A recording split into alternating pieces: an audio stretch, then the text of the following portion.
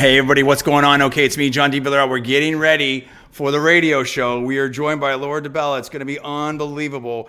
I'm very, very excited about this. I'm just trying to get all the visuals done right here, so just hang tight with us, and we'll dip into the audio here of 1040 as we go.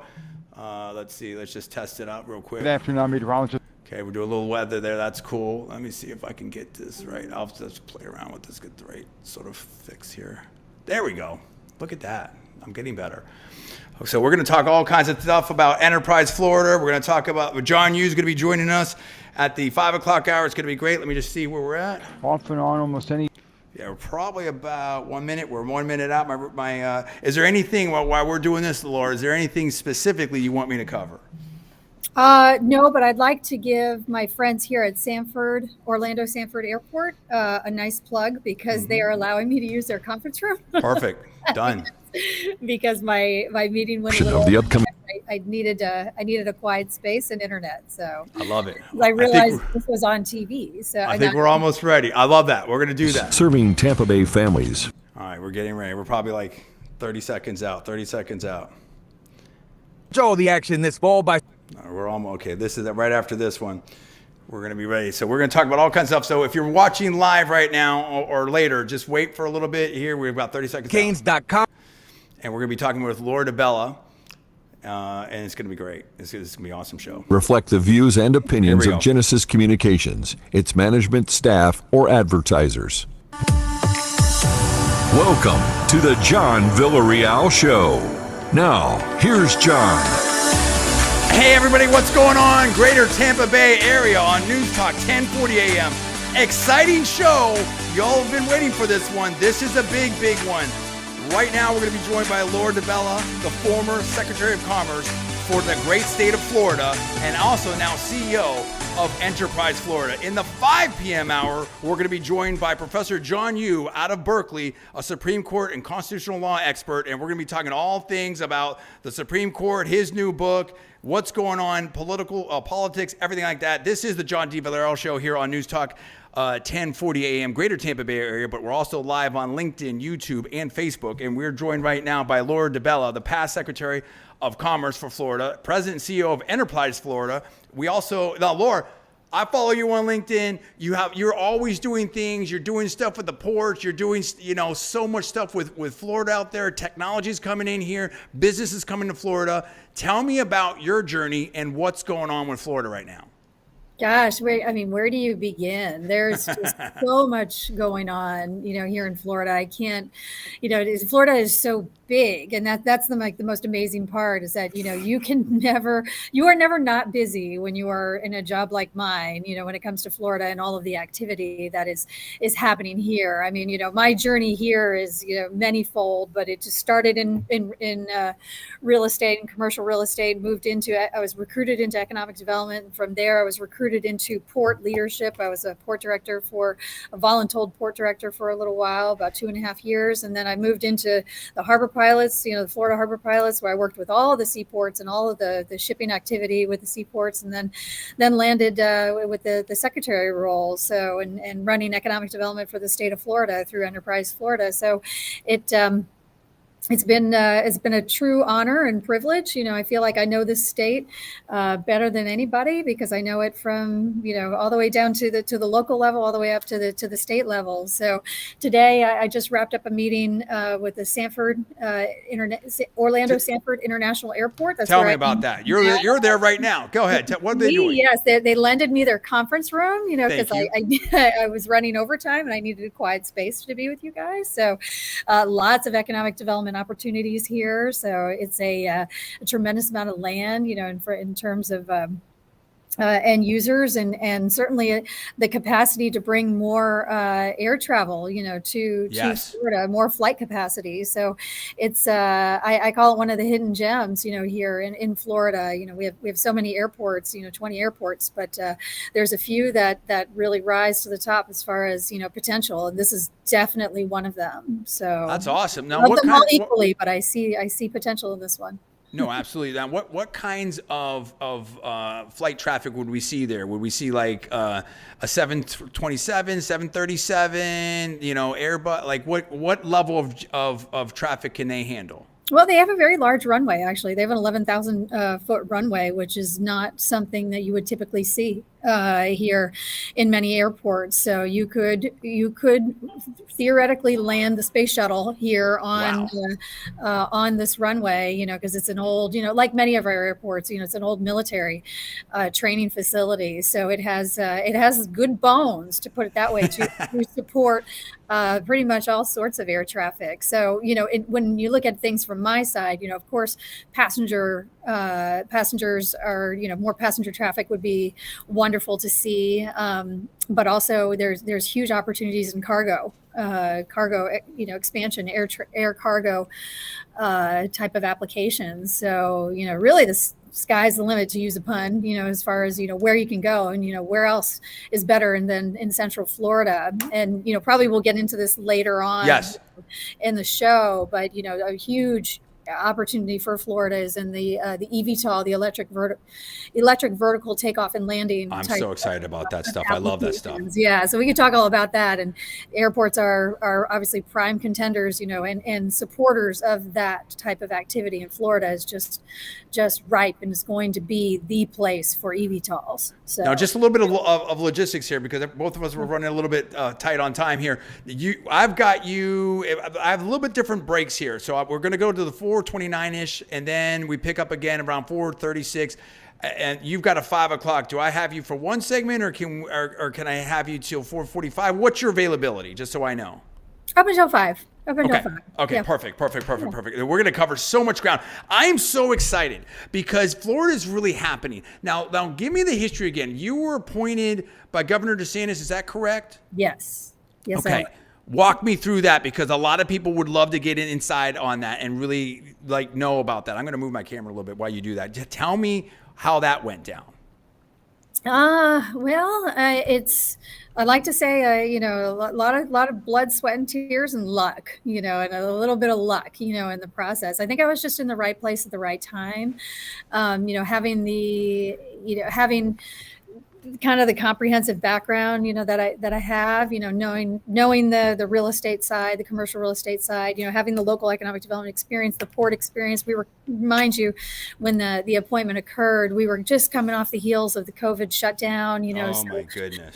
You know, having that shipping background, you know, understanding how ports work, you know, understanding, you know, cargo and everything that, you know, that's related to supply chain. I think I just kind of fit for what they were looking for, you know, and Enterprise Florida at the time, which, you know, is now going to be sunset, which we may or may not have time to speak about. Okay. You know, was in the need for, you know, I think for an economic developer to step in, to really understand how to you know, kind of really ride the wave, because we were really, you know, peaking at that time. Yeah, in terms of our economy. That's amazing. And Enterprise Florida is, which you're now president and CEO, that is sort of a public-private partnership, right? Yes, Enterprise Florida is a public-private partnership for the state of Florida. It was back in 1997 under Governor Lawton Chiles. Enterprise Florida, the Department of Commerce, the Florida Department of Commerce, was folded or recreated into a public-private partnership, which became Enterprise Florida. So essentially, you know, creating you know, putting a business first type of footing in how economic development was to be done in the state. Obviously, it was a very successful model. We were the first to do it, and 14 other states actually supported that model and copied it, you know, since then. Yeah. This past legislative session, you know, there's, you know, given the economy, given what's going on, you know, given the fact that Florida is, you know, really not turning into something. Florida is just amazing. Like, Florida is just off the charts. So it absolutely is. I mean, I'm from Texas, and it's like, it used to be like, if you're, I mean, we're on Newstalk 1040 here, obviously the Fox News and all that. But if you're a conservative, like, Texas was the place to be, and also for business. But now I really feel like Florida has a center of gravity, both politically and coolness factor. And I see here that Florida is the gold standard for business freedom. I mean, that's a huge thing and a huge plus to the policies, right? Yeah. And so that's why this past legislative session, they've decided to basically, change the game a little bit as far as what we're doing, and put more muscle behind economic development. So we are folding Enterprise Florida as we speak, and we've recreated the Florida Department of Commerce. And I am my role is, moving into that, very similar to what I'm doing today. So just working with the businesses and making sure that Florida's economy still is humming. That's awesome. So what do you think, in again, I'll ask a bunch of different questions and you never know where the conversation is going to go. And if you don't feel like answering something, then that's totally fine and it's okay. And I need our audience to understand that because, you know what I do. You never know where it's going to go. But tell me, where would you attribute the success? Give me a scale and magnitude of the success of Florida in comparison to some of the other states. I've seen about, the people moving in here, voting with their feet, if you will. Also the businesses moving down here, whether it's like the hedge funds and technology in all over, but certainly we see it down in West Palm Beach and in the Miami scene. We know right here where I'm at anyway, right near Tampa Bay, and 1040, that audience. Huge action in Tampa Bay, St. Petersburg, Sarasota. I'll get to that. But what is the scale and scope of it, number one? And number two, why did it happen? Some of it maybe with the pandemic and being open for business, but I'm sure there's a bigger story. Definitely a bigger story. The why is, it's just so many factors. I like to say, we really had the perfect storm, going on here. The advent of Zoom, the advent of the internet, being able to work anywhere is really, I think, where the game changed for Florida in some ways. And that's before the pandemic. The pandemic just accelerated us to where we were. So Florida was growing. I'm going to jump around a little bit in my answer, but I promise. Go. I love it. So Florida was growing at a pretty decent clip, through the tens, since 2000. Let's go ahead and say that. We surpassed New York as the third largest state in the nation back in 2015. And then you started to see things continually go up. And I think that's a combination of, the retirement, age, we're starting to, there's a lot of retirements that are happening here, and then also, just the migration, from the international migration. Florida just is continually becoming a very much a very strong hub for international migration. So we have about 1,000 people moving to Florida a day. At our peak, we were very close to, during the pandemic, we were very close to 1,500 people a day. So we were going back to what we would like to call normal. But, of those 1,000 people that are moving here a day, about a third, about a quarter to a third are international. Nice. So, to give you an idea, and then the rest obviously are domestic. So we don't have a lot of out migration, so there's a strong importation of people constantly coming here and constantly calling Florida home. Enter the pandemic. Yes. And everything just accelerated. So it massive. It proved to everybody that you don't need to be, you don't need to be in an office anymore. You still don't, So and you can pretty much operate wherever you want. And it also changed the dynamic of the global economy. So to kind of give you an answer why some companies are coming here, big reason why we have a lot of Silicon Valley groups coming here. Is because, out of California. So we're number one for startup activity. Florida is. We have been since 2020. So we're just crushing California by the hundreds of thousands every year. And that is in large part because it is much easier, and this is anecdotal, this is what I've been told. One company in particular named Leverex, the CEO told me this before we brought him here. He said, from Silicon Valley, he said, I cannot operate a global software technology company from the West Coast. He goes, I need to be on Eastern Standard Time, and I don't want to be in New York. So that is the sentiment of many of those coming from California. And then you have the others coming from Chicago and New York. But talking about other companies, global companies that want to relocate to the United States and want to find a place in the United States. a large reason why they're moving to Florida is because of our Latin American influence. We are the gateway to Latin America. So it is we are like a hub. We are where Latin America does business more often than not. So Huge. because it's our international culture, the banking, and everything like that.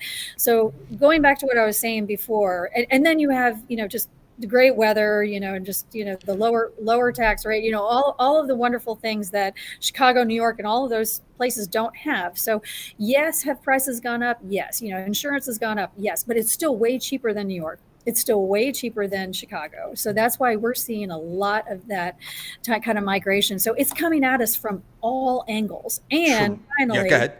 Just to bring it all home, as the situation continues to devolve around the world, in terms of like where to invest, where to park money, investment is coming to the United States. The United States is seen as the safest place to invest globally right now because of what's going on. Of all the states to invest in, Florida is seen as least risky. So that's why we're seeing what we're seeing on an international side as well. That's amazing. And I want to put more of a point on that, which is, and thank you for that detail, Laura. That is amazing. I would say one of the things when I was involved, I did this SoftBank operator school that they had, which was really, really awesome. And it was, I'm going to get the name wrong, and I really apologize that he's such a big name. I want Marcellus Clure, I think. I know I've got that name wrong, and I really apologize. This is the former CEO of T-Mobile. I mean, just a huge name and a huge, with the SoftBank is a massive name in venture capital. And one of the things they covered there was just, and on my own research as well, whether, PitchBook, Crunchbase, and all that. And I have a Silicon Valley background. I went to law school and undergrad at UC Berkeley.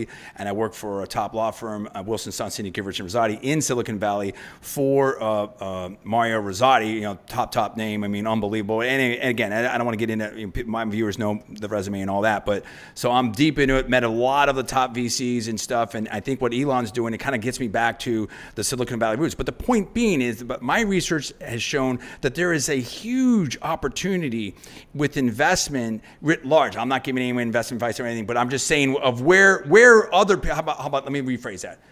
A lot of VC attention and money is going into Latin America, and having Florida and Miami, as you said, as that gateway, I'm sure is a huge competitive advantage for Florida. Is that not right? Most definitely. But I would absolutely put Tampa in that mix too. Yes. It started in Miami.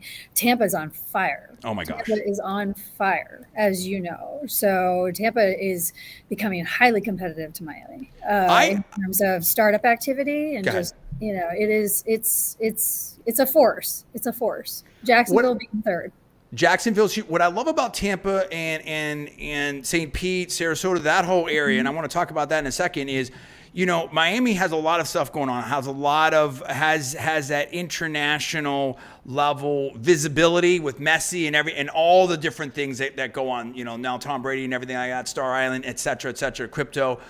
Although that's been interesting. I call that, if you see, but anyway, what's great about Tampa is a lower cost of doing business in relation to Miami, but also you just have just logistically so much more land and availability. So if I'm Amazon or I'm Tesla and I want to put a big footprint out here, I mean, I'm right now in Lakeland, and this show is sponsored by Audi Lakeland and led by the great Gino Walsh, and we'll talk about that later, and we'll talk about everything here. But and I think you went to the same high school. I know we wanted to get that in there, right? I did. Tell me about that. Gino was, what was Gino? He was 2 years ahead of me. Yeah, he was 2 years ahead of me. Was he nice to you? He was, yeah, I guess. Yeah, no, yeah, he was nice. I think he made fun of me a little bit here and there. I was younger than he was, but Gino was very tall, and Gino was very intimidating. So you had to be nice to Gino. He's interesting. We have a lot of fun. We have a lot of fun. I probably have to watch what I say here, but I tell you, so I used to be. It's funny because all right, I'll say this much. I'll take a little side step here, and we'll get right back to business.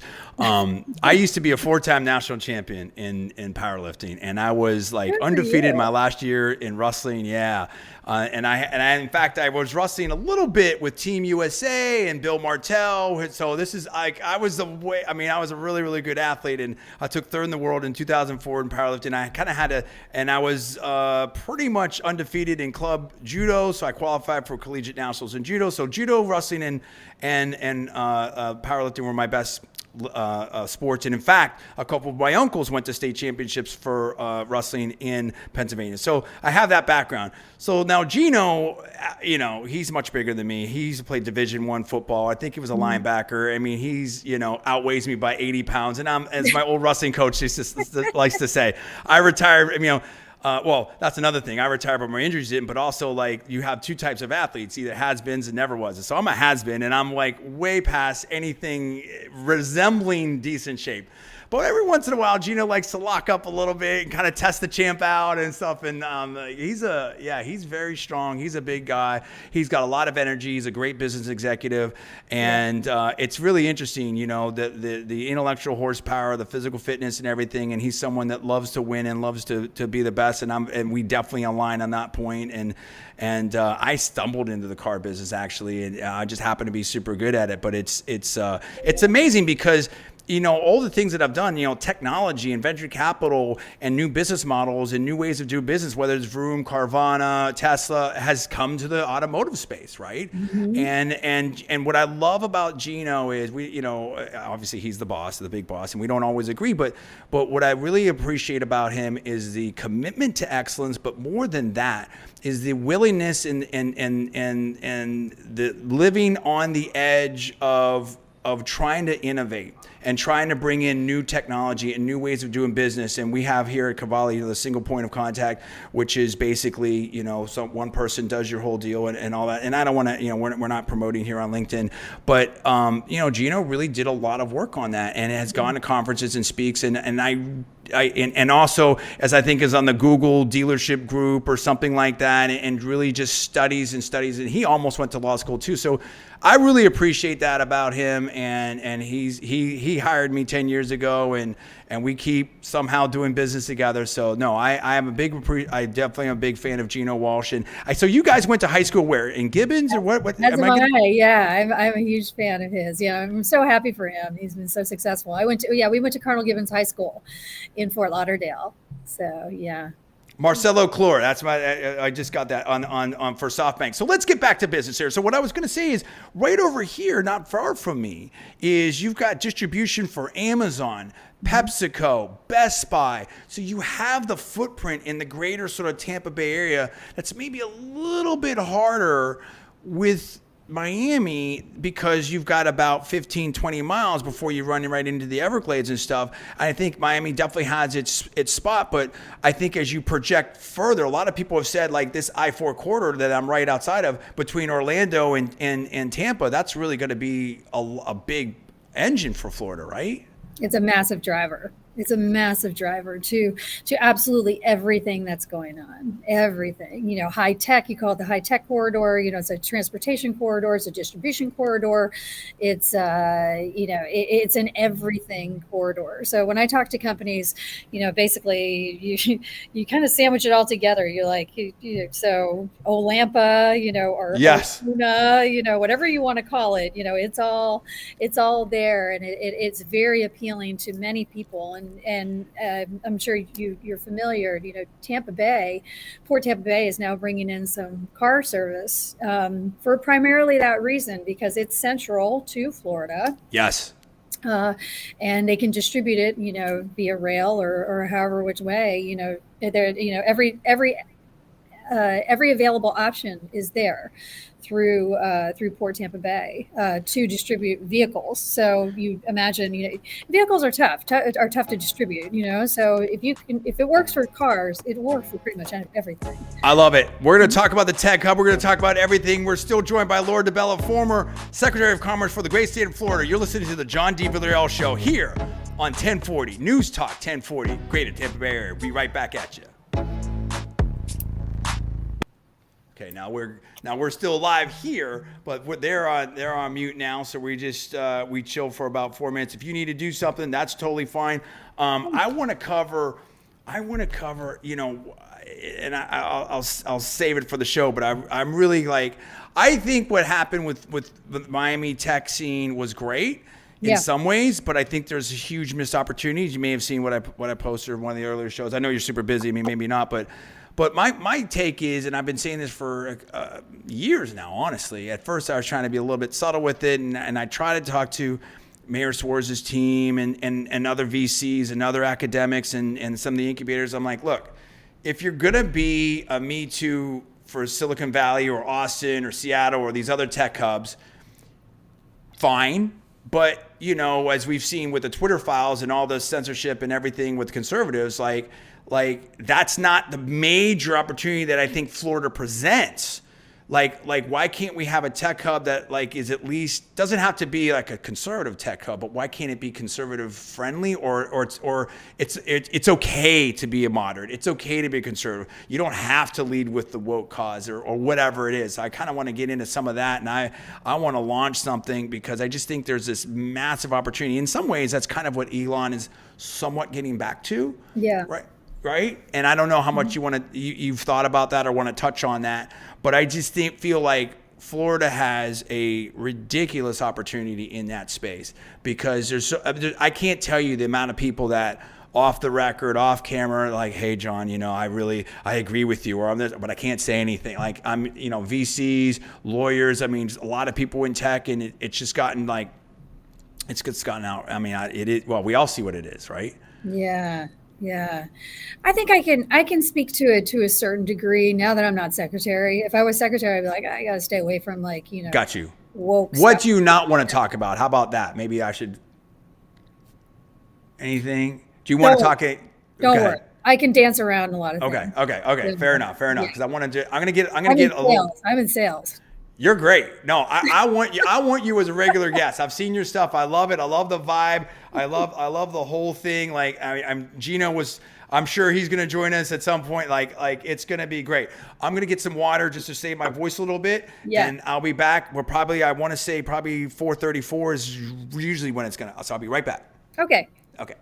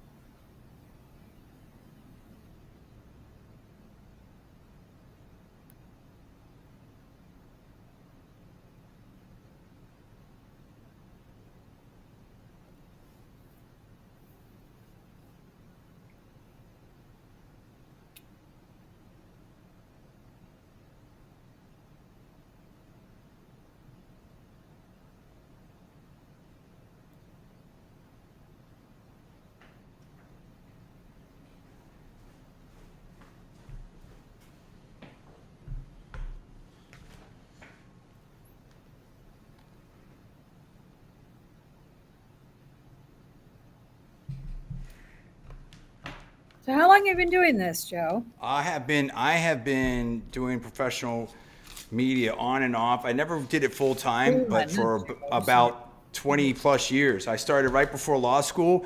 One of my buddies was an operations director out in KTalk AM 630, the Voice of Utah, if I remember that right. And he knew that I knew a lot about politics and whatnot. And they had a host that they needed someone on Sundays, and I did it remotely while I was training, of all people. I had my own company. I was training professional athletes like Mark McGuire, those kind of people in the Bay Area.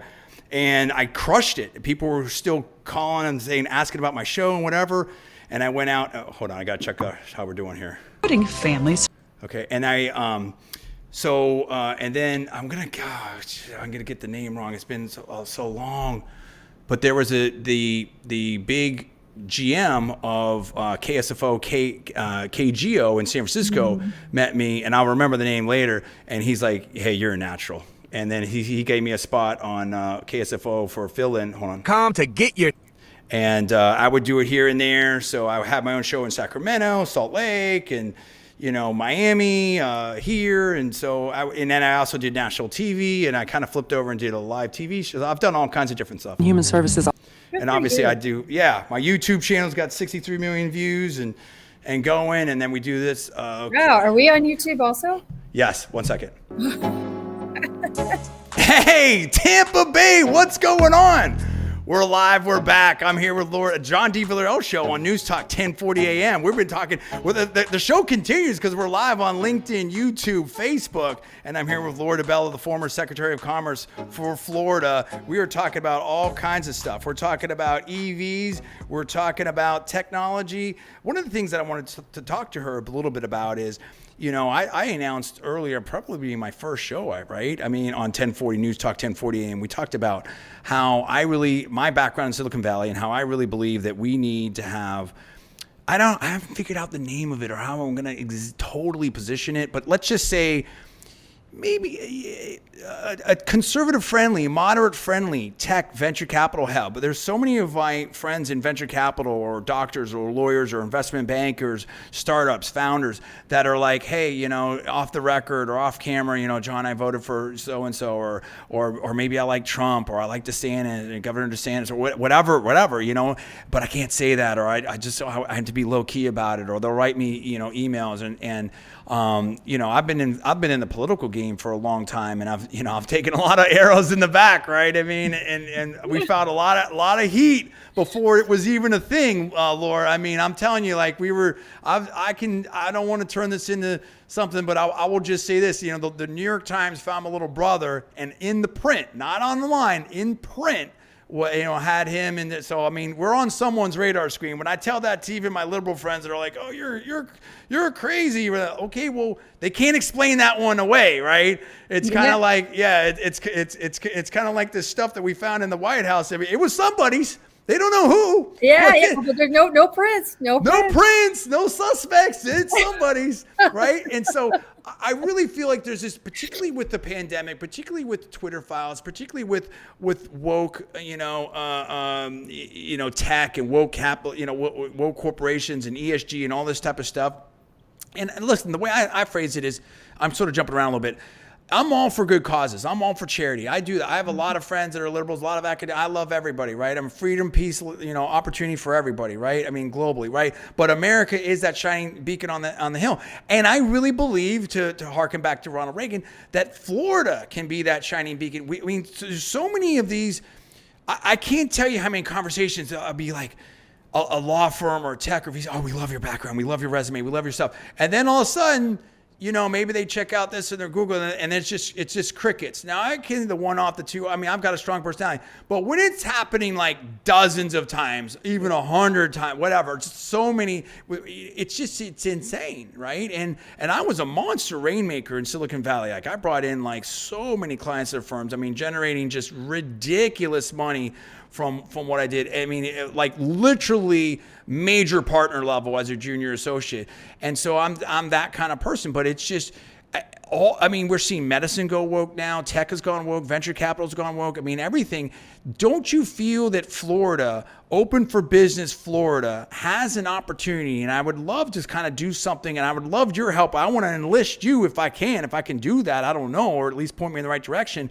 I think Sarasota is the spot. You've got Rumble down there. Charlie Kirk is down there. We've got Tucker Carlson, not too far from there. I don't want to, throw the name of it, or where, and you just have a lot of I think Benny is in Tampa. There's a lot of gravity, I think, that could make that a good spot. Not to say that it has to be like a red state thing or anything, but at least we're how about it doesn't matter? It doesn't matter. You want to vote for a Democrat, whatever your politics are, it doesn't. We need to take politics out of technology, out of business, out of venture capital. I'm all for good causes. You want to be a good, want to do that? That's fine. But it shouldn't be like a mandated thing, a required thing to get funding or to get hired. Or do you see where I'm going with this? Yeah, I do. And and put me in, coach, because I agree on Sarasota.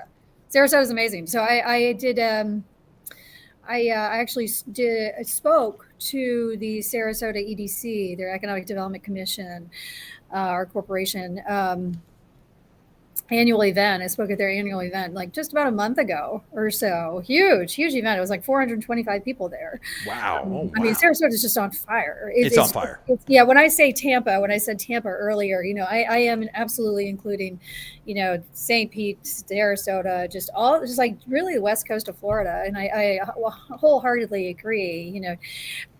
If everybody's kind of picking their platform as to where or what they want to invest in and why they're investing, why not? Why can't we have more of a conservative based type of platform, that, or at least neutral, maybe like an open platform thing. You know what I mean? Like when I was in Silicon Valley, yes, of course, in the Bay Area, and then you had the San Francisco vibe, and I went to Berkeley, and that was definitely a very liberal place. And Stanford, was more sort of moderate conservative. Now that's turned more liberal too. But I mean, but people really didn't care. Like it was like everyone from all over the world came there. It's like, what are you working on? What can you do? Let's change the world and let's go. That's really what it was about. It was just easy. I mean, it's like there's a lot of things that are happening in Sarasota. Now we went down there for my daughter.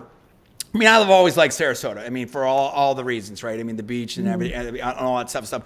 But also, like you said, it's on fire. I saw the center of gravity there, but really, it was they have got a school there, which you probably know, Pineview, which is a gifted magnet school for my daughter, and hopefully she's going to get in. And it's just a phenomenal school that I think would rival or even. I mean, listen. Let me put it this way: it's a top 10, top 30 school.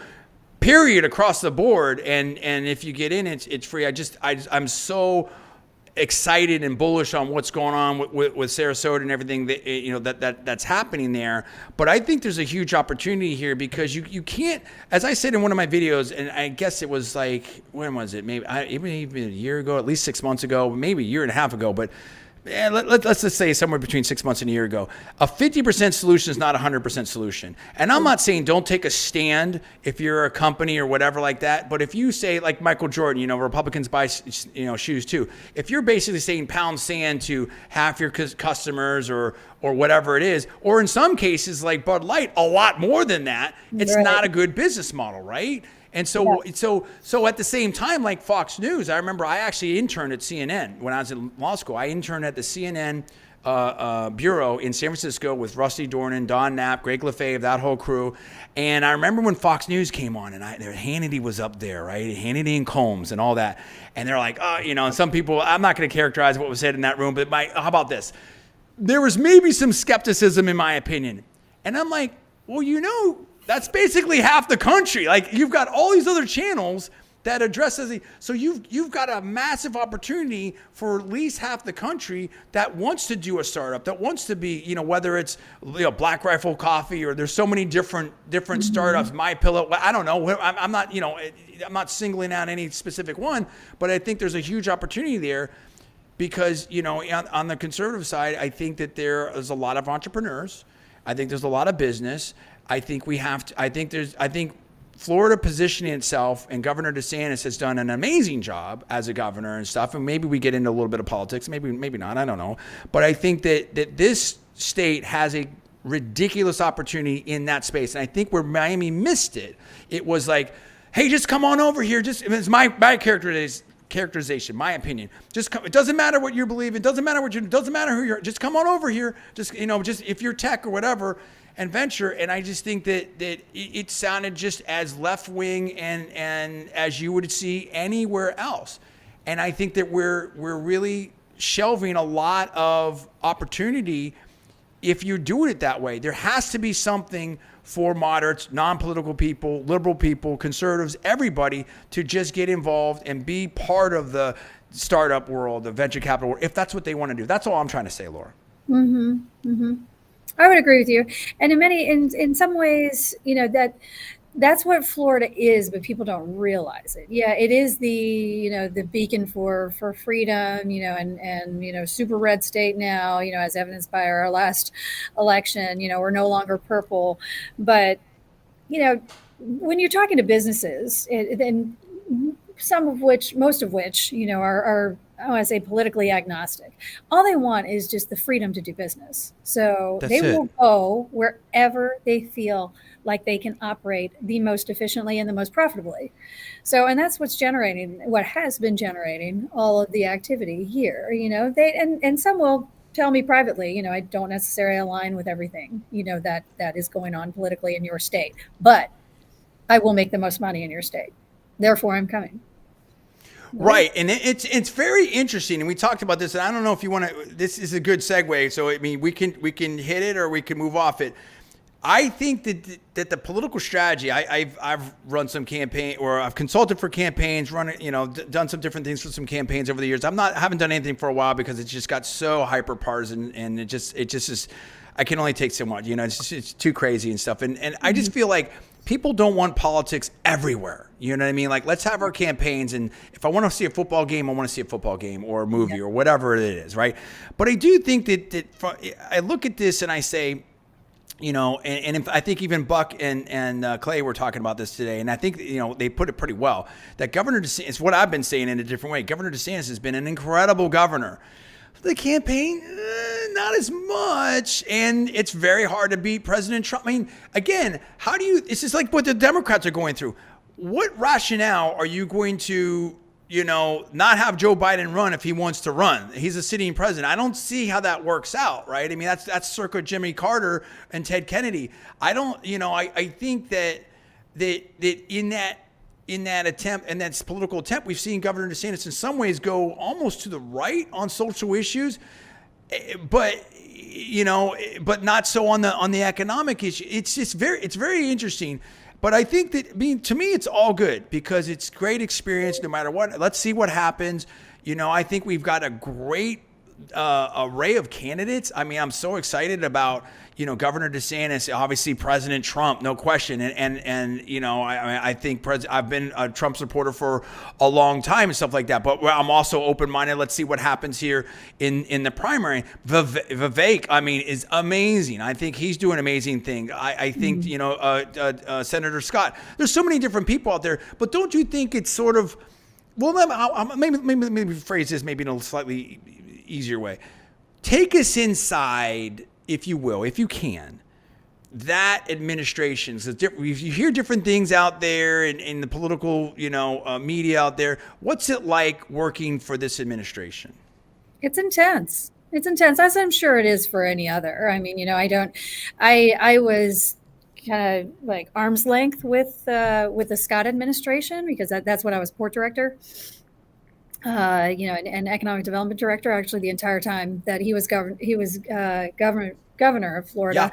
Yeah. So I wasn't on the inside then, I wouldn't want to say I'm on the inside now, but, closer at least. But it's intense. It's very fast moving. Demands are very high, to say that you work 24/7, 365 is the truth. Like my phones. Yeah. Yes. Are always near me.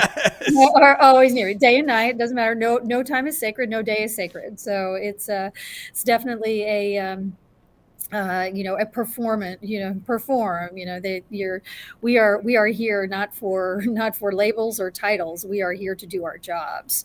And he I don't want to say he makes us that way. I mean, but he is that way. He's high standard. And I think he's a great administrator. Yep. He's very, very business. He's very much, all business. So it's just a very, very high, I don't want to say high strung, but, very, very fast moving, energy paced environment, where deliverables are very important. So you need to be on time, if not early, on many things. So it's good. I work very well under pressure.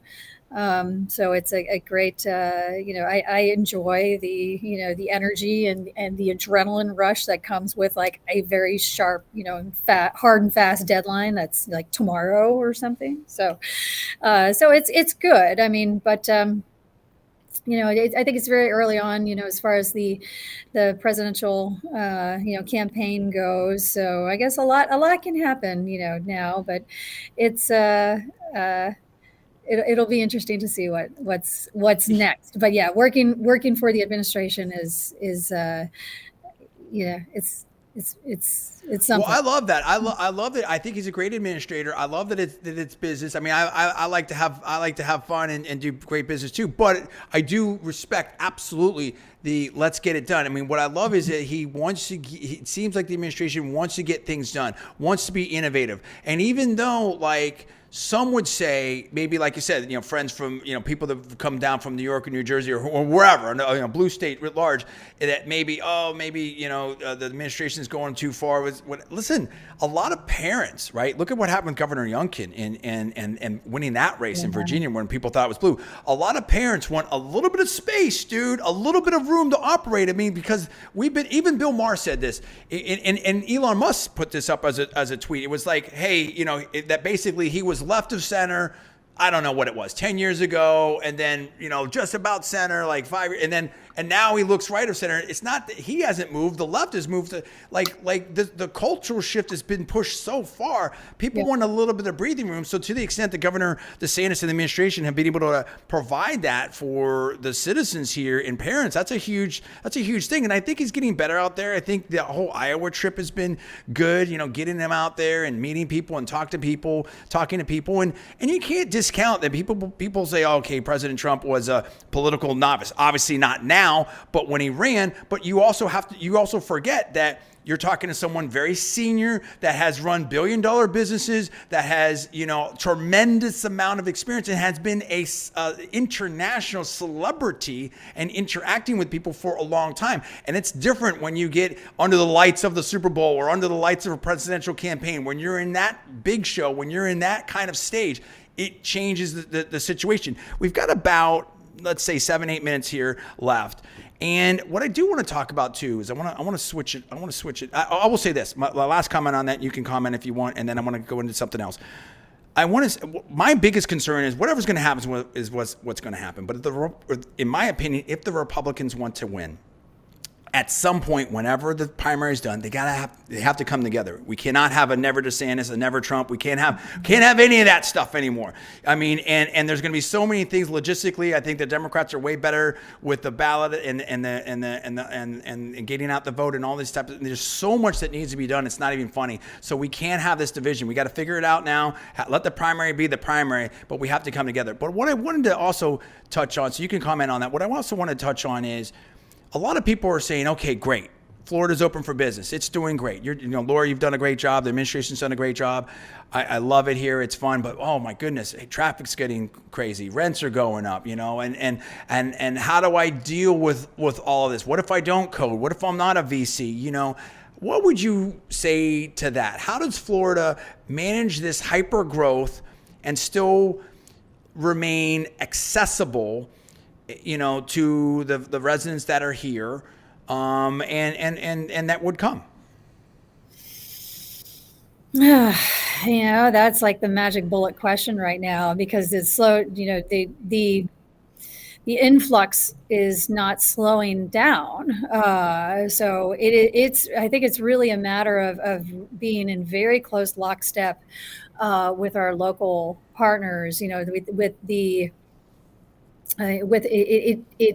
It's not a top-down approach. It needs to be a bottom-up approach. We need to really understand granularly where the things need to be addressed. Yeah, we have big transportation issues that we need to do. Like, Brightline is a wonderful thing that, it helps alleviate congestion. But, let's face it, it stops in Orlando right now. So it just got to Orlando. It would be ideal if it was, went all over the state. It's going to take a while. So really, understanding density, we'll have to change, it becomes and I can say this from local experience, these are local issues that turn into state issues. And the state can't reach down into a local community and say, increase your density now, you're 1 house per acre, Nassau County, Florida, now you need to be, 5, 6 houses per acre, or units per acre, and stuff like that. So they're really issues that need to be addressed and and collaborated on, which they are, but to a much greater degree to control the congestion that exists and alleviate the congestion, through certain projects. Perfect example, here where I'm at the airport, we're talking about how can we help expand this airport, but there's neighborhoods that surround the airport that, have issues, and of course are next to an airport, and so on and so forth. So it's just really getting granular and working with the locals on matters. And a lot of these local communities are underfunded, in a way. So, some were unfortunately mismanaged, that adds to the issues. So that is, in very long form answer, one of the ways, one of the many ways that we need to tackle this, because as much as we had like the perfect storm on the front end, on the good side, we could have the perfect storm on the bad side, with all absolutely. And Florida's been sort of prone to sort of the boom and bust cycles like a lot of the coastal cities. But maybe just as I think through it here real quick, as we come up on about 3 or 4 minutes left, maybe a lot of it is what we already talked about, which is creating opportunities in different areas. If it's all concentrated in a small area like a Manhattan or Silicon Valley, then of course, you're going to have prices go up and traffic issues, and you'll have some of that. But if we can sort of, like you said, there's no magic, but I think it's great state government, great local government. It's creating opportunities in different areas, allowing, the whole state to sort of, participate, if you will, as much as possible. But I would be remiss if I didn't do this and offer you this opportunity. How can people learn more about what you're doing and maybe get involved with Enterprise Florida, or just sort of, just get in the loop of all the great stuff that's happening with Florida? I would go ahead and say, follow me on my LinkedIn, find me on LinkedIn. I'm definitely all over that, somewhat on Twitter there too. I'm very accessible and very responsive. Those are the two areas. So like I said, Enterprise Florida is going to have a new name, soon, in a new format. So, but the best way to find me is on social, really on LinkedIn. And I get so many business leads and contacts through there. I talk to a lot of companies. I love LinkedIn. Through that. So that really is like the easiest way to find me. And like a lot of people know that. Okay, yes, absolutely. You're fantastic. I see all your posts. I did. Yeah. What would you say? Can you reveal the new name or not yet? Oh yeah. So it's Florida. It's Florida Commerce is the Florida Department of Commerce. That's the new name, and then a division, the international division, is going to be called Select Florida. So that's going to handle a lot of our trade, trade relationships, our international offices. We have 19 international offices around the world, that support all of our relations and our business development activities everywhere. So yeah, those are the new names. Mm-hmm. That's awesome. That's super exciting. Anything you want to say in closing? Anything that you want to, any events coming up? Anything that people should watch for? Not in the very too distant future, because we're in the middle of the transition right now. So we just started our new fiscal year. We have huge Seuss Japan conference. That's in Japan. We have the Financial Times. Actually, this would be of interest to you. Financial Times Nikkei is having their Investment in America Summit in the fall in Miami. If you recall, last year, the best places to invest, Financial Times Nikkei did a rank of the best places to invest. Miami was number 1. Orlando was number 2. Tampa was, Jacksonville was number 8. Tampa was number 11. I guarantee you. So we had 4 in the top 11. I guarantee you this year, Tampa will be way down. Down isn't good. Yeah. Higher up the list. Yeah, lower ranking. That's amazing. I'm so excited about that. Laura, in Miami. Yeah, it's in Miami. I love that. Okay. I know you've got to jump, so I'm going to let you go, and I'm going to tee some stuff up here in a second as we close down this hour. You are amazing. So happy that you were on the show here, the John D. Villarreal Show. I definitely want you on back again, and I will ping you to talk more about the Tech Hub and everything like that, so I'm going to chase you on that. Great. I look forward to it. Thank you for the honor, and tell my friend Gino I said hi. I will. Absolutely. No doubt about it. Hey, everybody. All right, get ready. Next hour, we're joined by John Yu, and I have to study up because I am telling you, this is the expert on constitutional law. I'm feeling nervous. He was my former law professor at UC Berkeley and the advisor for the Federalist Society. So we're going to talk to him next hour. You're listening to the John D. Villarreal Show here on Newstalk, 1040 a.m. See you soon. Amazing. Awesome. Great job. That good? Thank you. Yes, you are so good. I love it. I love it. I love it. Appreciate it. Talk to you soon. Now we'll be able to see it. Like, as soon it will be. You can still see it. You can rewind it, but it'll be live up on LinkedIn, YouTube, and Facebook. So you will absolutely be able to see it. No question about it. I'll be sure to repost then. Awesome. Thank you. Awesome. I'll do that tomorrow. So cool. I appreciate you. Thank you so much. Good afternoon. Bye. Yes, ma'am. All right. So now people there waiting at home, we have about a 5-minute break here. I am going to study up. I'm going to mute myself here because I need to get things ready and dialed in.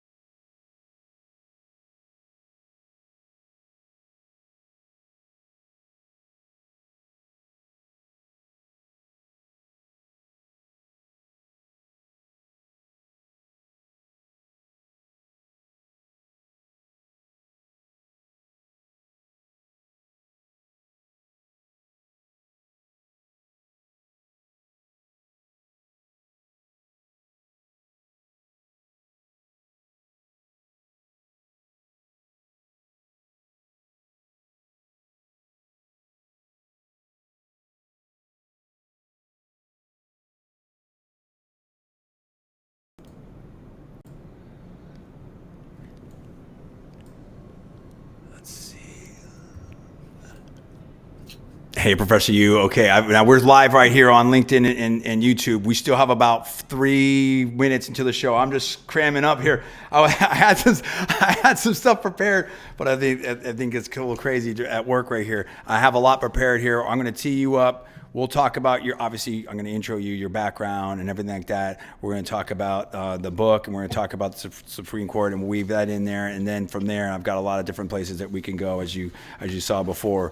But it's definitely appreciate you joining us. This is going to be great. Can you hear me okay? Yeah, you sound fine. Can you hear me okay? Yes, sir. Absolutely. Okay. All right. I'll keep studying here for another 3 minutes, and then we'll be on the air soon. Okay. I'll step away.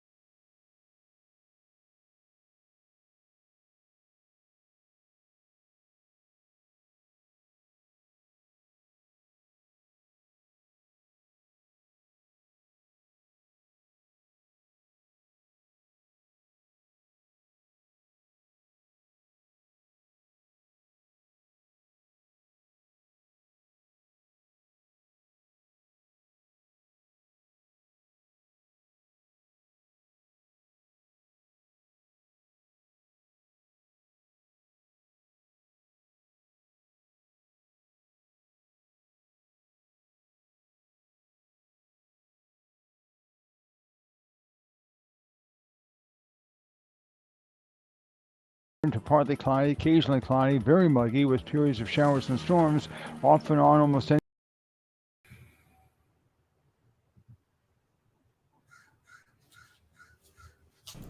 Okay, everybody, we got about a minute left here until we're on the air here on 1040. We're live on LinkedIn, YouTube, and Facebook. I'm getting all my notes together here. It's going to be great. We're so excited to be joined by Professor Yu, and we're going to have some fun here. I'm going to dip into the audio here to see where we're at. By the law firm of... Yeah, we're about 30 seconds out.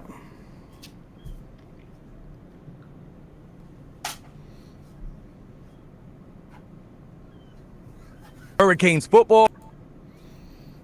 Okay.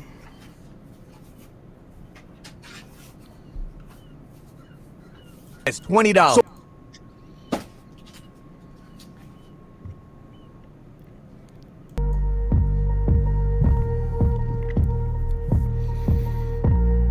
Hey, what's up, Tampa Bay? It's me, John D. Villarreal. This is the John D. Villarreal Show here on Newstalk 1040 AM. Also live on Facebook, YouTube, and LinkedIn.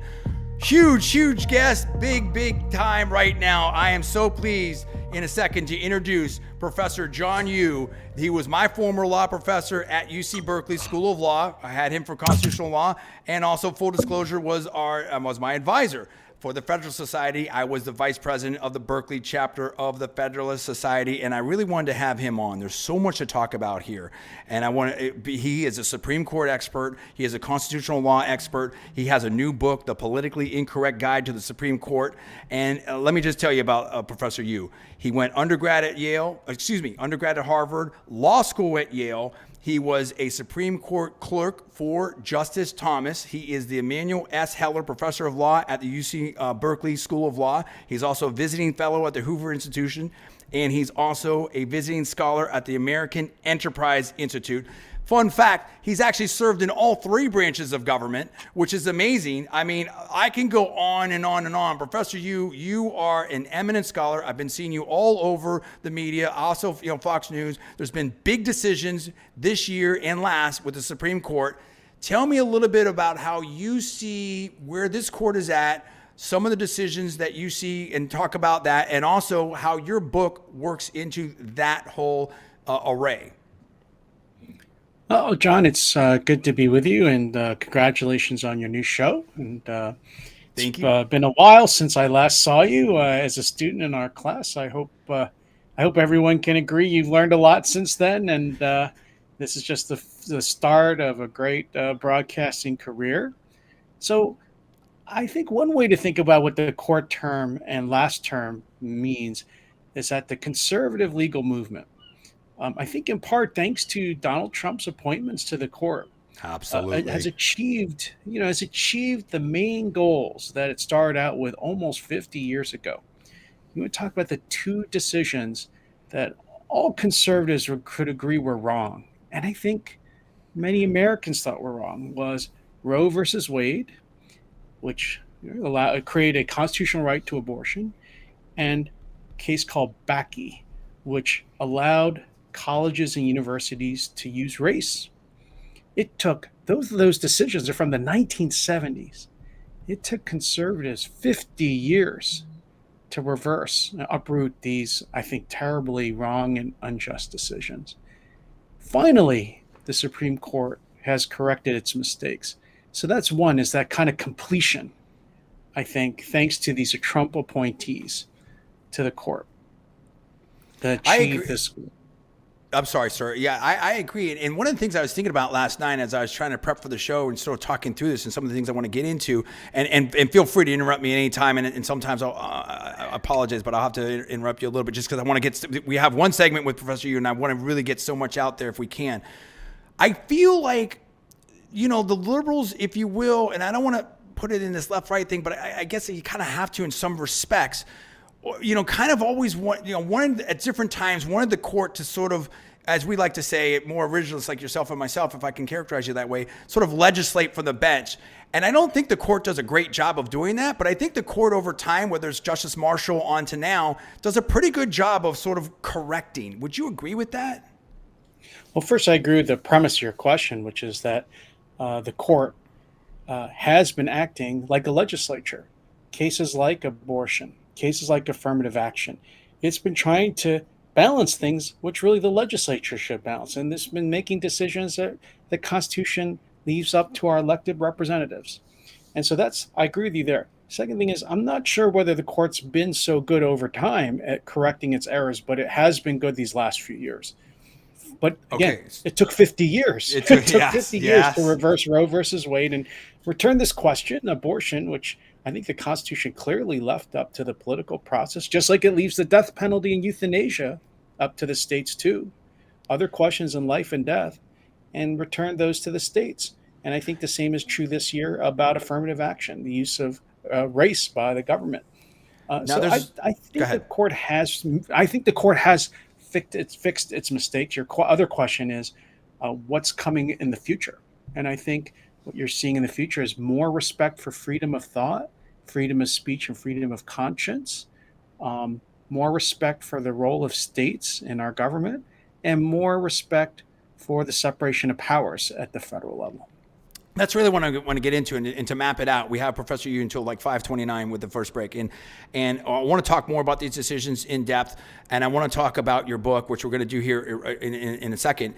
But I know you give a lot of talks, and I know we're going to cover that ground, and you cover that ground a lot. But I really want to push on that second part of the interview here. Kind of the role of the court, how valuable it is, and how we sort of almost like Alexis de Tocqueville, how we make democracy work, right, in America, and freedom and liberty and opportunity and all that. So just a little bit of a bookmark there. But let's get to the book, right? The book is Politically Incorrect Guide to the Supreme Court. Why? You've written a lot of books. You're obviously very prolific of a writer. Why this book, and why now? There is a lot of focus on the Supreme Court. What does this book cover?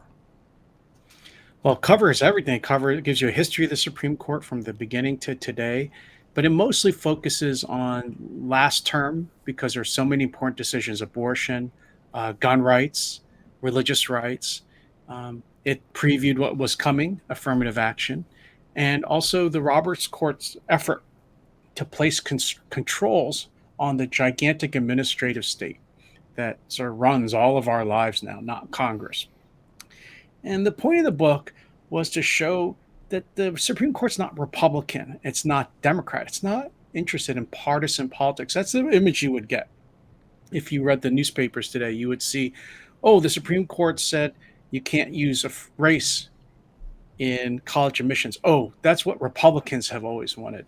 That's not the way the Supreme Court thinks. The Supreme Court is ideological because the Constitution is ideological. Constitution is not a communist document. It's a constitution that respects property and individual liberty and freedom of speech and thought. And it's a constitution that believes in decentralized and limited government. So there's nothing wrong with the Supreme Court being ideological.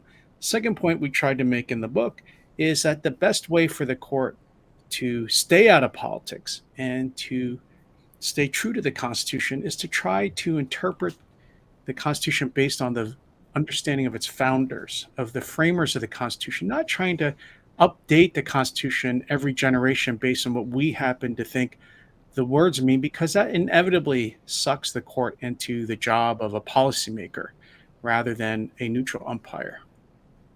No, absolutely, and that's the thing. I mean, if you want to have rights and liberties, I mean, the Bill of Rights and things that the government, the Supreme Court, the Constitution says no to government in so many ways, and that's really its job in terms of the Bill of Rights in a lot of aspects. Obviously, you're more of an expert and can speak on that. But if you basically have the court or the executive rubber stamping everything that either the presidents you see and then the other two branches, or the Congress and the other two branches, then you basically almost get into a little bit more of a parliamentary system, and you don't have that constitutional republic. Bureaucracy, there's so many things I want to say at once. Bureaucracy is going to get bigger and bigger and bigger. This is, some of my political theory coming back, Max Weber and stuff like that. And I don't want to make this too academic for our listeners out there on 1040, Newstalk 1040. But I guess let me go to some of the later stuff. Let me give you a case that came out this year that illustrates your point, which is the case blocking President Biden's effort to waive student loans. So here's an issue where the lowball estimate of how much this was going to cost the country was $400 billion. And the upper range estimate was $900 billion. Wow. Congress never approved this. President Biden just came in. I think it's because he was running for reelection. Not his running for reelection, but he was running to support his party in the midterm elections and announced this right before the midterm elections last year. And he just simply claimed the power that he could do that. There was no effort, no authority in any law, and certainly not in the Constitution, to spend $900 billion. In fact, one thing the court made clear when it blocked this was that only Congress has the power of the purse. It's a very, very simple rule, actually. In fact, I think we'll always understand what the court's been doing is these very simple, clear rules. Only Congress can tax and spend. You can't use race. Government just can't use race, and so on. So I think that's one thing this court has been doing is this student loan case has come at the end of a series of cases where the court has been, and these are not the sexiest cases, but has been trying to cut back on the administrative state, the thousands and thousands and thousands of bureaucrats and regulations that are trying to micromanage our lives. And that's really a difference from what the founders thought. You mentioned Tocqueville, you mentioned Weber. One of the ideas that our founders had was that there shouldn't be much government, that you could trust Americans to organize life on their own. And so that's why our Constitution is so strongly in favor of individual rights and tries to create a very limited, structurally balanced federal government so that it would not interfere with our liberties. And federalism, right? I mean, let different states do different things. You talked about that with Dobbs and with gun rights and some different things like that. So let's survey some of these cases very quickly here. You talked about the student loan forgiveness. You talked a little bit about the affirmative action case. You can definitely expound on some of those. We also had the what some people would say the creative. I think what is it? 303, the religious liberty case. 303 creative. Yes. Excuse me. And also, I'm kind of interested in the Warhol case, right? That was sort of interesting. The Warhol case was not one I really focused on. Okay, sorry. But I can see why people would be interested in it, and whether you can essentially copy a photo and use it against the permission of the original, the subject. But like 303 creative, I think is an important case. It points more toward where the court's going. If you want to say that abortion, and you want to say that the affirmative action issues have been with us since the 1970s, and the court has finally put an end to its experiment in both areas.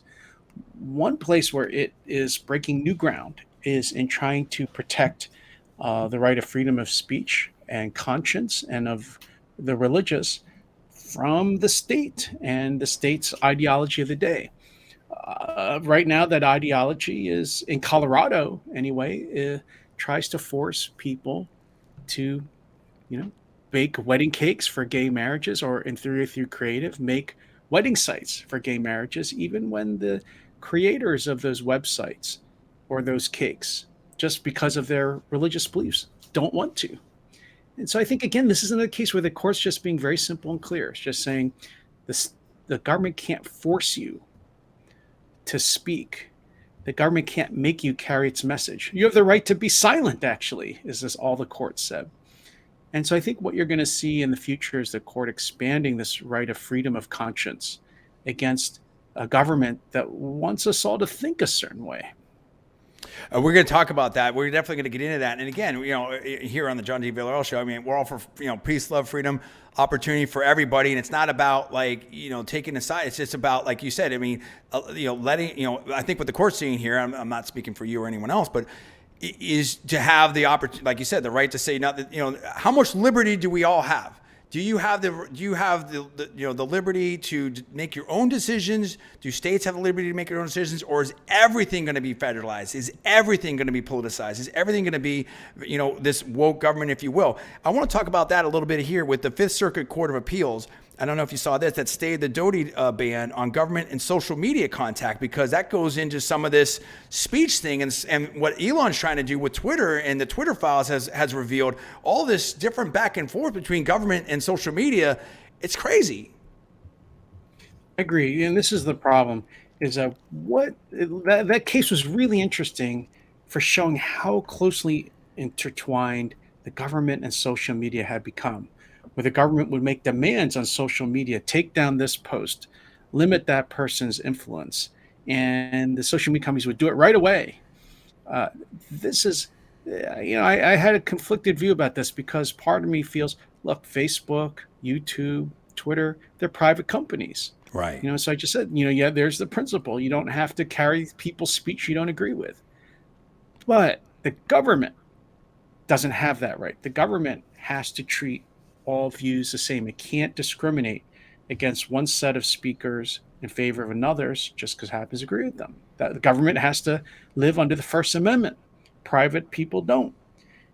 When the government and social media get that closely intertwined, then the social media companies can't claim, oh, we're private property. We're like, the newspaper that doesn't have to print opinion articles it doesn't like. We're not, we're like the property owner who doesn't have to carry signs on his front yard.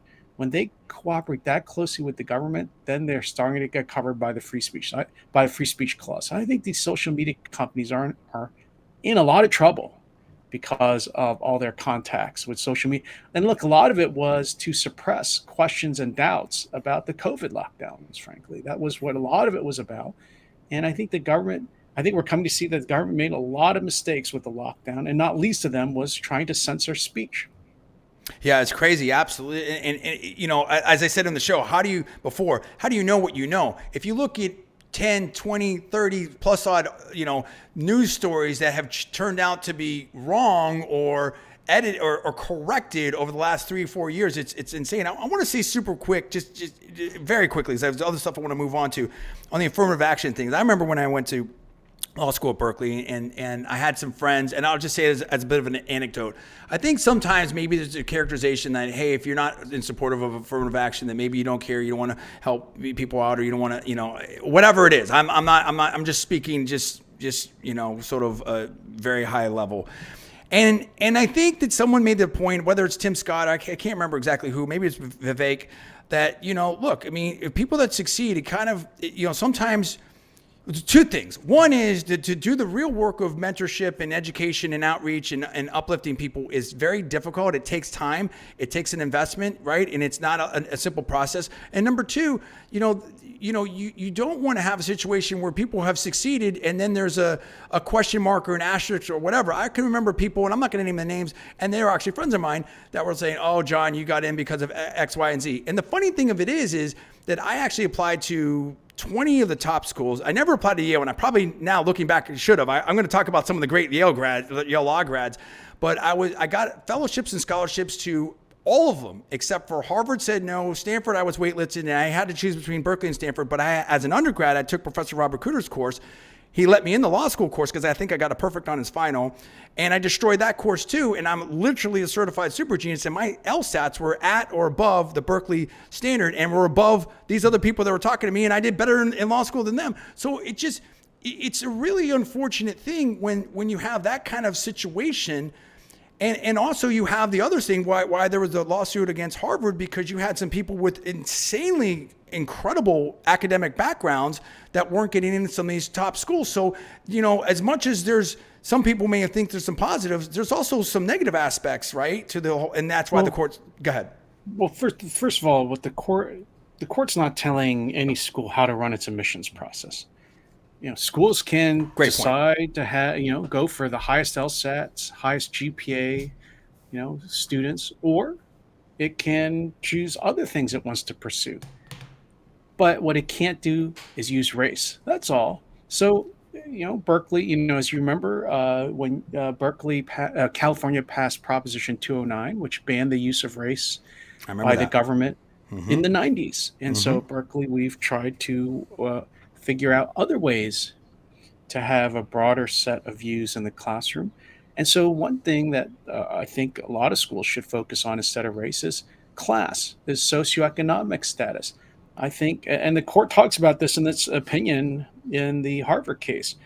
It says, shouldn't a poor white kid who's grown up in tough circumstances, J.D. Vance, sure, be considered for admission? And why instead should someone who comes from an upper class Black family benefit from affirmative action? I think a lot of first of all, a great majority of Americans, something like 2/3, I think, opposes racial preferences. But I think also most Americans would support a helping hand for people who have a tougher economic situation at home or had obstacles in their education. And that's a, that's not, there's nothing wrong with that. All the court is saying is we've had such a troubled history with race in this country, and we've amended the Constitution several times to prohibit the government from using race. And even though people might have the best of intentions with racial preferences and omissions, that violates the Constitution and is morally wrong. And so consider other things you want to do. Just don't use skin color to make decisions. Yeah, and I'll say it super quick because we're running out of time. What's funny too, and I'm sure a lot of people have this happening. I actually had a bad LSAT that day, which was funny because I was testing like up in the 174. I mean, it's like super high. I mean, all the test scores get inflated now, but I was like super high, and that was actually my worst LSAT, and it was still right at the Berkeley standard. But anyway, it doesn't matter about that. Well, I want to say about this very quickly. See if we can touch on this. There's a lot of talk about the two-tiered justice system, and you're someone that served in the Justice Department, and you're seeing what's going on out there. And if we have any amount of time left, I'd be very curious because a lot of law schools now are sort of going away from, rankings and all that type of stuff. I mean, we see there's been some, Stanford law school was in the news. I know you talked about that on your podcast. He's got a great podcast, by the way. You should check that out. And Yale as well. Like, where do you feel like the rankings are, and what about the two-tier justice system? If you can, if you believe in that, and if you want to comment at all on that. Well, I think those are separate issues. I think if there's a two-tiered system of justice, I do think that the Justice Department has, or not just the Justice Department, but also the DA in New York City, amongst others, has gone overboard in pursuing Donald Trump and Republicans in general. I'm sorry to say that, because I think in general our Justice Department has tried to stay out of politics, but it is failing. I think it started, unfortunately, at the very top levels of the FBI and the Russia hoax. I still can't believe that the FBI was so biased. As the Inspector General of the Justice Department and congressional studies and the Durham report all showed, that the top levels of the Justice Department were so biased that they believed an elected president was an agent of Russia when there was absolutely no evidence to support it. And so I think, unfortunately, the abuse of law enforcement started there. And then you've seen things, unfortunately, again, like law enforcement in collaboration with social media companies trying to suppress conservative views. And so I do think that I wouldn't call it a two-tiered system of justice. I think that there's been serious bias and abuse and in federal law enforcement. I think mostly in the leadership, not in the day-to-day guardian level variety crimes that the FBI is good at. And I think that there has to be reform in the headquarters of the FBI and the headquarters of the Justice Department to clean that up.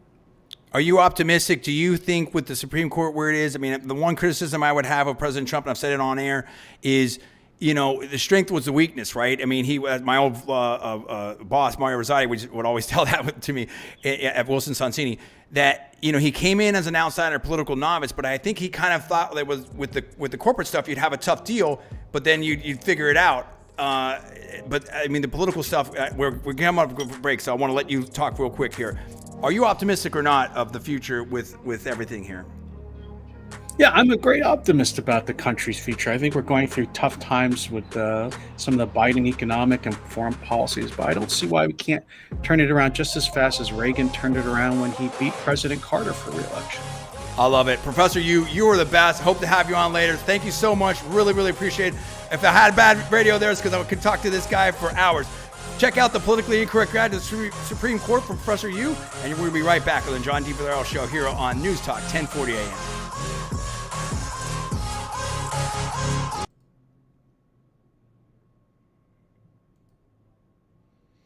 Awesome. We're having a break. Oh my gosh, I could talk to Professor Hoover so long about so many things. I have pages and pages of stuff that we didn't get to, but he is fantastic. He's a great guest. I was really appreciative of his time. Just phenomenal. I would definitely encourage you. I'm not promoting on LinkedIn, but a great scholar. Doesn't matter, in my opinion, doesn't matter where you are on the political spectrum. If you want to learn about the Constitution, if you want to learn about the history of the Constitution, where we're at right here, you're talking about a major luminary. You're talking about someone that got picked up very rapidly from for Berkeley to be a professor there and has been there ever since, and of course has done so many other things and is doing so many other things. So we're very pleased that he was able to join us. I'm going to take a break here and get ready for the last segment. We're going to be joined by Paul at Villarreal. We're going to talk about politics and all kinds of other stuff, and of course we're sponsored by Audi Lakeland. So we'll be right back.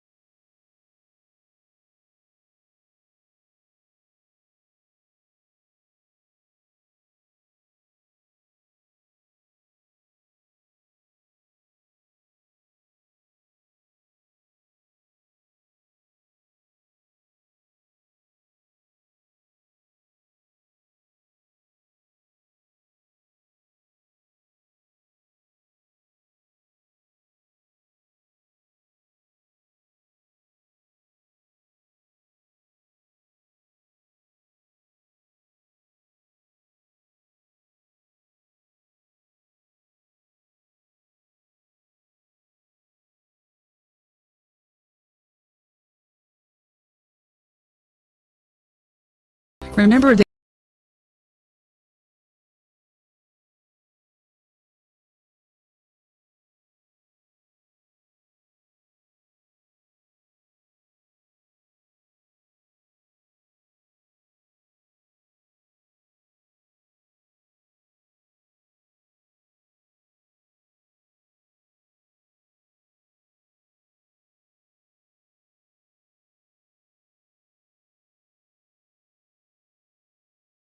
today.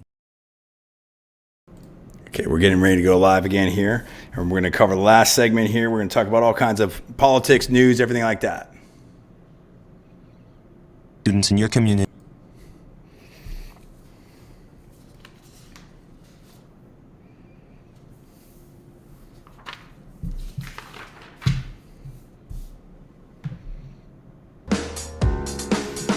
Okay, we're back. What's going on? It's me, John D. Villarreal, on the John D. Villarreal Show on Newstalk, 1040 a.m.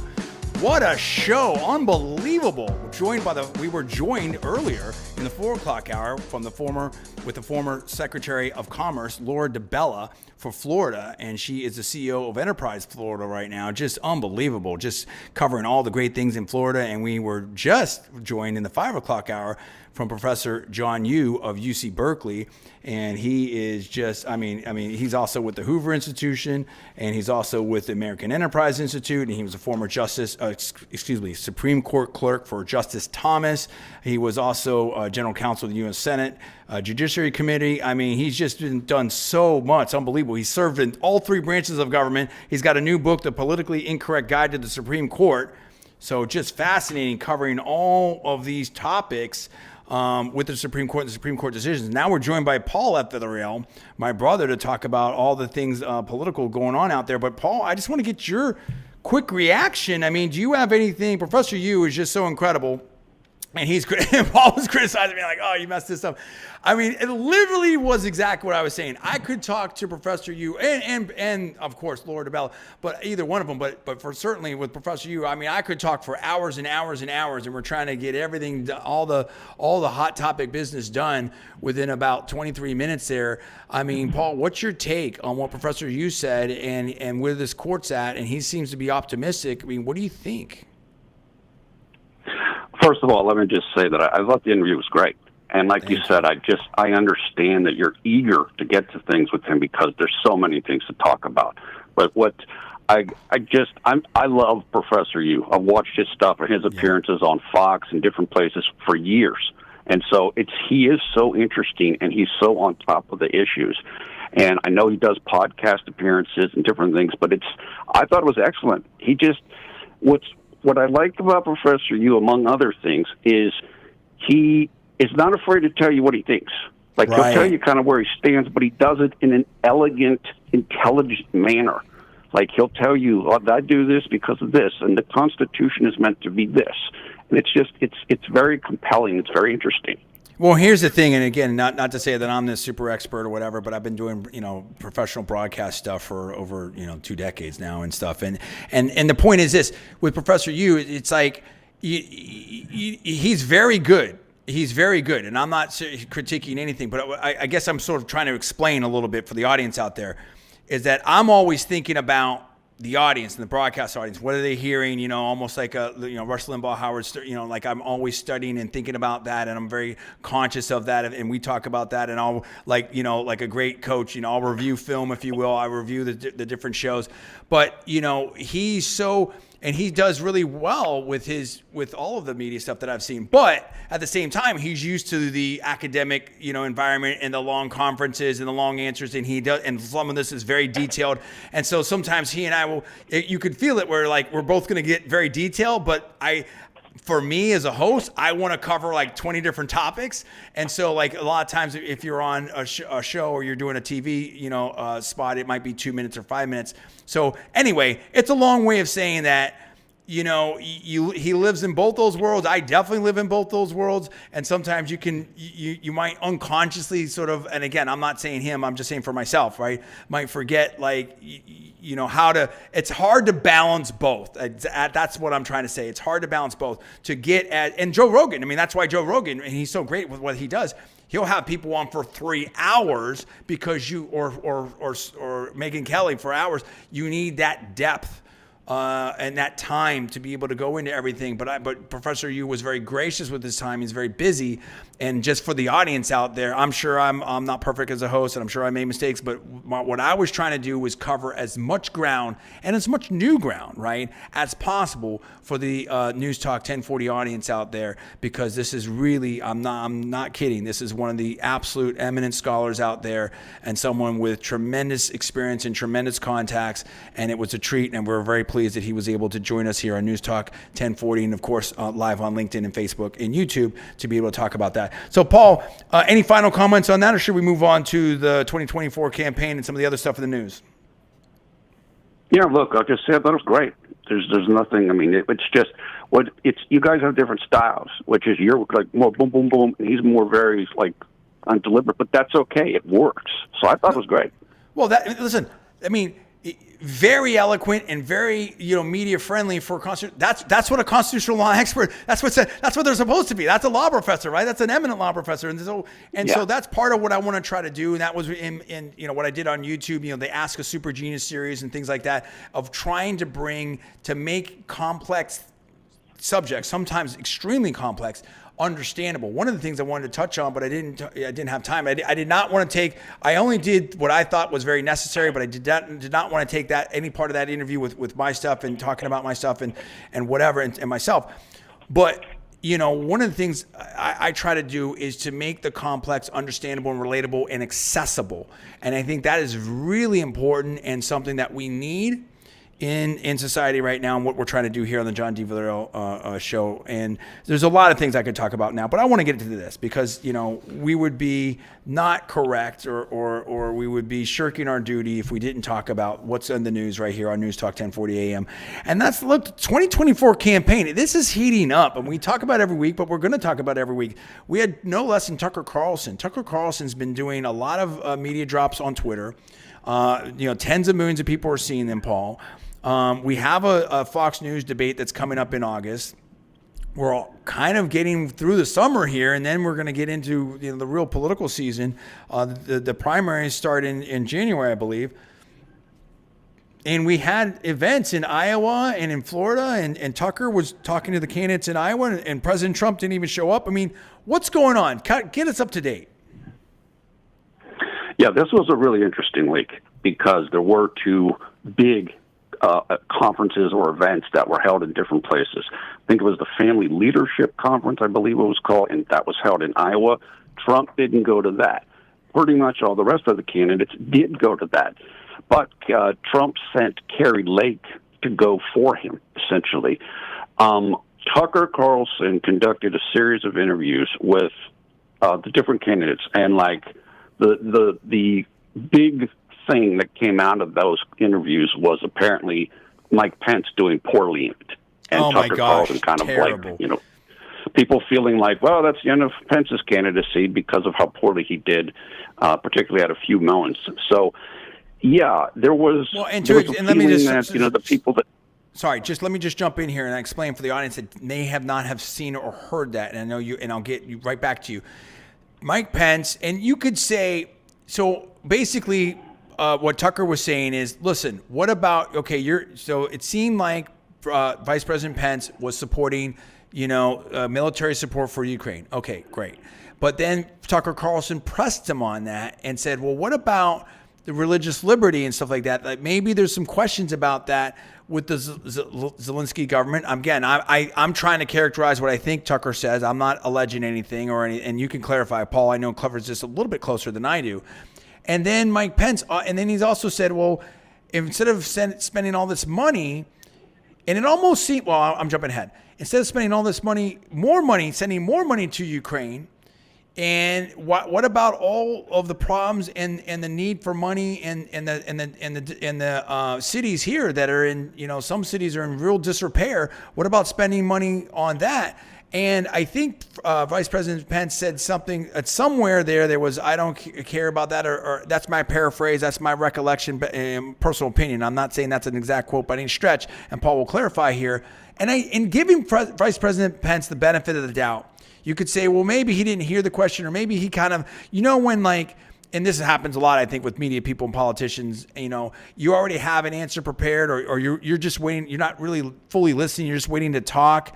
And I think Vice President Pence, right before he says, I've heard you do that bit before or something, and there obviously was some kind of, it seemed like there was some static there. So I just want the audience to be fully up to speed here, Paul. Can you kind of shine some more light on what happened there? Yeah, my recollection was that basically what you said, which is Tucker Carlson asked Mike Pence about what about this large amount of aid that's going to Ukraine, and what about this focus from many people on both sides of the aisle, both Democrats and Republicans, on continuing the actions in Ukraine and continuing to fund them. And then Tucker said something to the effect of, well, what about things here, as you said? And then apparently Mike Pence answered, That's not my concern. And so, right, was it taken out of context? Was it? Yeah, I think it was, because I know Mike Pence said later, like, look, that's not what I meant. But it became this viral moment that, the supposed takeaway was Mike Pence cares more about Ukraine than people here. Now, does Mike Pence actually think that? No, I don't think he does. But that was, that's what the social media was talking about after that interview. Well, and I think, right, and I think and I'll take Mike Pence, Vice President Pence at his word, absolutely. And I make mistakes all the time. This is live air. We're live on Newstalk 1040 AM. We're live on LinkedIn, YouTube, Facebook. I make mistakes, all the time, and you do your best to correct them in real time or at least afterwards. But I think even I think an appropriate potential reading, in my opinion, would be, okay, let's take Vice President Pence at his word. But even then, he still sounds like, 20 years ago, 40 years ago, Republican Party of this interventionalist, this intervention and wars around the globe. And we have serious problems here. And also it seemed like, it almost felt like, did you feel like you're bigger than Tucker Carlson? Are you bigger than the stage? Are you not listening? Are you not engaged? Do you have your standard answers? And I think that, again, I'm not trying to do gotcha. I'm not trying to whatever, but, and I think you have Governor Hutchinson that didn't do so well either, right? And I think what people want today, right now, is authentic. I think they'll say it's okay if you make a mistake. We want someone that's authentic. We want someone that cares about us. We want someone that's engaged. You know what I mean? Like, we have issues and stuff here. I mean, there's a lot of things that are going on in America right now. And to the extent that, Vice President Pence sort of is reminiscent of where the Republican Party was as opposed to where it is, I think that's where it hurt the campaign. Do you agree with that? Yeah, certainly one of the defining aspects, in my opinion, of Trump and America First, MAGA, whatever you want to call it, is getting away from the interventionism, and or as it's sometimes known as forever wars. And as you said, if Pence or other people are still in that mode, that does seem outdated. It does seem like it's not where things are for many people in the Republican Party. Not everybody, but a significant portion of people. In fact, at the other event that took place this week, which was a Turning Point conference down in Florida, they did a straw poll of the attendees, most of which are young people. 98% of them said they weren't, I can't remember exact question, but it was like, do you support the Ukraine war or our involvement of it? And 98% said no. So that's where things are headed right now. Okay, so let's move off of that. I mean, we just had, that was in the news, had to talk about that, obviously timely. Let's talk about this, Vivek Ramaswamy. I mean, this dude is on fire. When we talk about where the Republican Party is, where the energy, the intensity, and I mean, listen, I really, looking back, listen, it all worked out perfectly, and I'm very proud of my alma mater and had a great time it was an interesting time, as Professor Yu knows, at Berkeley. That's a story for another day. But, I went and worked at Wilson Sonsini, Giverich and Rosati in Silicon Valley. I basically got the best job I could have gotten. And so I'm not saying revisionist history, but sometimes I wonder, should I have applied to Yale? And because Yale's very different. At that time, and I wanted to talk about this, but I just didn't have enough time. And this is what I'm saying. It's some of the things I wasn't going to get into because I wanted to use the time very precisely for Professor Yu, and hopefully we did. But, for the longest time, Yale's been known as a different kind of law school, smaller class sizes. You go there if you want to be maybe a politician, but, more like an academic, teach at a law school, or you want to be a judge or something like that. And I'm like, well, I don't know. I'm really more business oriented. And so I didn't apply to Yale. But looking at some of these Yale graduates right now, Vivek being one of them, Professor Yu, you have Josh Hawley, you have Senator Hawley, Senator Vance, Vivek. We're some real luminaries coming out of Yale. And at the same time, we had that whole situation with the Yale Law School and Stanford Law School. So it's just really, really interesting what's going on there. But I would say with Vivek, let's get back to that because we're going to run a little bit tight on time here, Paul, as we cover all these things. He went on the Breakfast Club. And it shows the difference between, a Vice President Pence, in my opinion, and a Vivek. And they tried to really, in my opinion, they went after Vivek pretty tough. But instead of pandering or sort of collapsing on that, he went right back at him very, and challenged them. And in a very honest and very open way. And if you haven't seen it, I would say definitely take a look at that, particularly the end of it. I'm just really masterful, a masterclass that Vivek, put on there. And then I didn't get to see this clip, but, Vivek went into a barber shop and he's been speaking anywhere and everywhere and dropping stuff on Twitter. And some things, he says maybe he gets out there, he's taking some bold stances and maybe you don't agree with some of them. Maybe sometimes you think he goes too far. But someone that is very accessible. And Florida Secretary of Commerce, former Florida Secretary of Commerce, Laura DiBella, talked about how accessible she is. And I believe in that too. And I think Mr. Wonderful talked about that, and Gary Vee talked about that. And I think Mr. Wonderful from Shark Tank talked about that. I'm someone that's always been very, very accessible, and I definitely learned that in Silicon Valley, Paul, and you know that about me. But I think the way Vivek is running his campaign is really strong and shows where the new Republican Party is, and kind of to some degree with Trump, right? Trump will go and do an event, and he'll be in a pizza shop with Congressman Byron Donalds. I love Byron Donalds. I think he's so great. He's just a big star, and I called that before he started taking off. He's taking off, or he'll go to a Philly cheesesteak place. I mean, Trump is out there with the people. Vivek is doing the same thing. Vivek, with this appearance on the Breakfast Club, I thought was very strong. Were you able to see that? What are your comments about that, if you did see it, or just Vivek's candidacy and where it's at right now? I did not get to see the Breakfast Club appearance, but I heard about it. And I know you told me about it, but I also saw other people talking about it. It reminds me of Vivek going on CNN and talking to Don Lemon.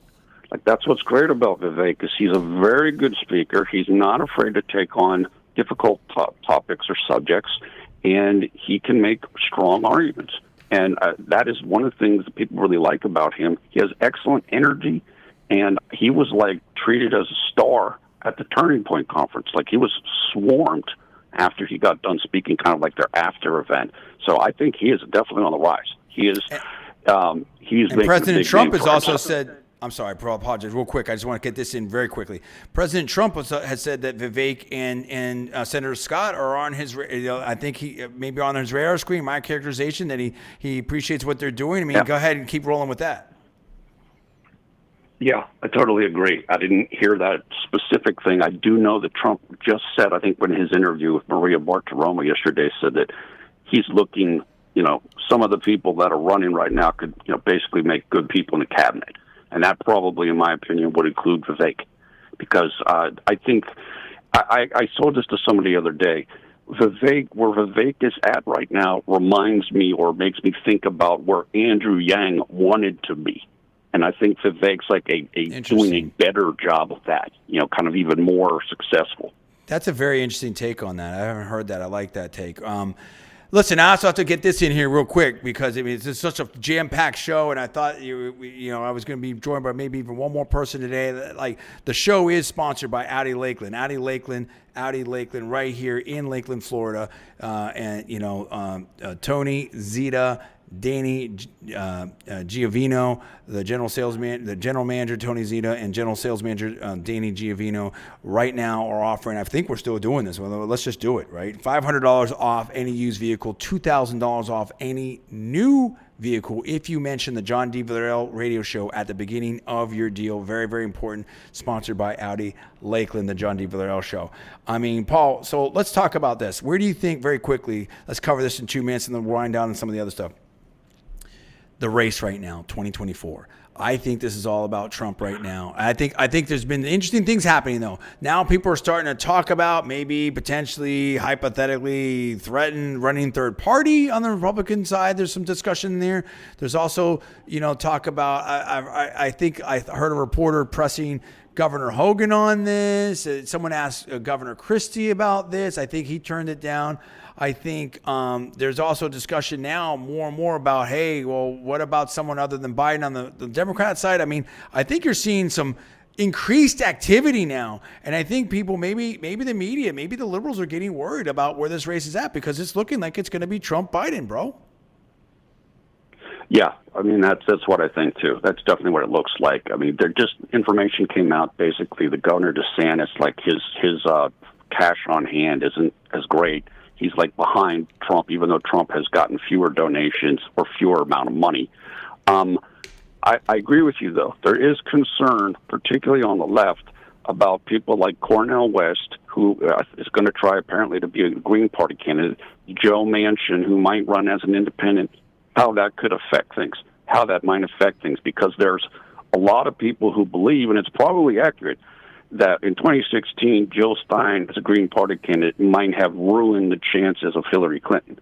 So, yes, they're definitely concerned about that. That is definitely a thing. But as you said, right now, it's Biden versus Trump. I think we're headed for the rematch, and right now I don't see anything taken that way. Now, if it's Biden versus Trump, we've talked about that. Let's talk about something a little bit, maybe let's make it even more interesting.